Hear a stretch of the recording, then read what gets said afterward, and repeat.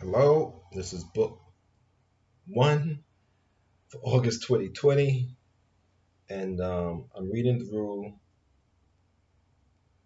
The Negro President by Gary Wills, and we're dealing with the black vote and the history of the black vote.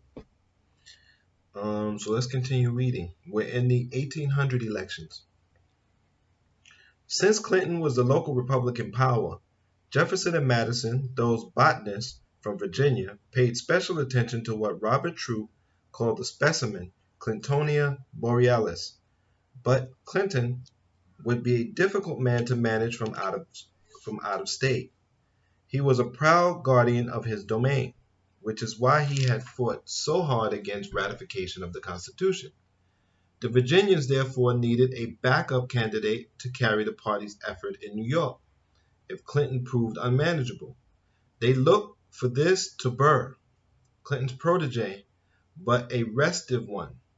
Burr might be used as a prod to Clinton, or even a substitute for him, and he could be counted on, in any event, to be Devil Hamilton.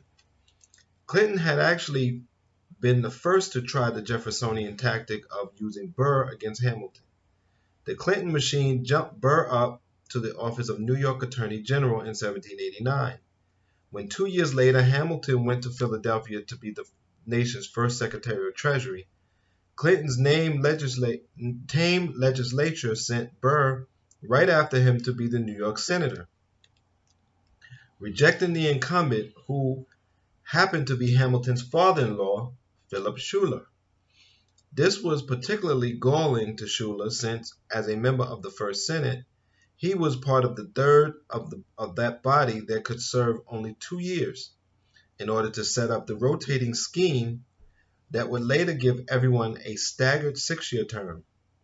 Schuyler had just settled in to enjoy a working relationship with his son-in-law at Treasury, an advantage giving him an edge, he thought, to win re-election to a full term. Instead, the Clinton-dominated legislature yanked him back home to, to be supplanted by his son-in-law's smooth alter ego. The insult was never forgotten by Hamilton's allies in New York. As a senator, Burr tried to establish claims on Southern Republicans that would make them favor him over Clinton as the man to work with in New York. Burr supported the Virginians on all the issues that mattered most to them in the 1790s. He opposed, inevitably, Hamilton's bank and attacked the Jay Treaty. Jay was a member of the Schuyler faction in New York. He defended the Democratic-Republican societies criticized by Washington and supported Albert Gallatin's claim to a contested Senate seat from Pennsylvania.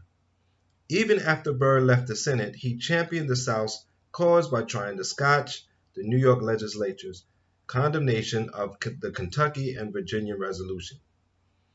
But while Burr labored at being a party regular, he was also creating a network of personal followers for himself.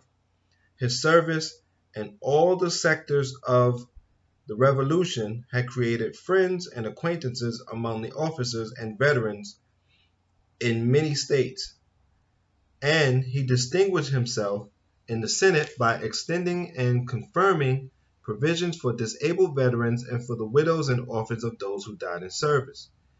He was a man in a hurry, put in the Senate by George Clinton's tame legislature in 1791. He tried to run against Clinton for governor the very next year. He was betting that Federalists wanted so desperately to dethrone Clinton, who was running for his sixth successive term, that they would vote for a dissident Republican. All prior Federalist candidates had failed. Nonetheless, Federalists tried to put up again a former candidate, Judge Robert Yates, only to find that Yates was promoting, across party lines, his friend Burr. In some panic at this point, the Federalists pleaded with John Jay to resign from the Supreme Court, where he was Chief Justice, and come back to New York for their rescue. When Jay accepted this offer, Burr had to give up his bid. Jay almost certainly won more votes than Clinton in the ensuing election, but there were irregularities in reporting returns from the three western counties. The committee empowered the adjudicate to adjudicate the dispute over these elections or these vote split along party lines and asked for the opinion of the two New York senators. Burr did not want to commit himself, but his Senate colleague Rufus King was determined to give the disputed votes to Jay, which forced Burr to stick to legalities and discount the votes as the commission too decided giving another term to Clinton. So here you see, they've been giving elections to who they wanted to give it to for centuries. And here we have another section of people who are given vote irregularities. They in the play they make it seem like Burr just didn't believe in anything, but here he gave stuff to veterans and their widows. So that's a good policy. I wish we had that policy today. Do you have any idea how many homeless vets there are in the United States? It's amazing, amazing, and a growing number of female homeless vets.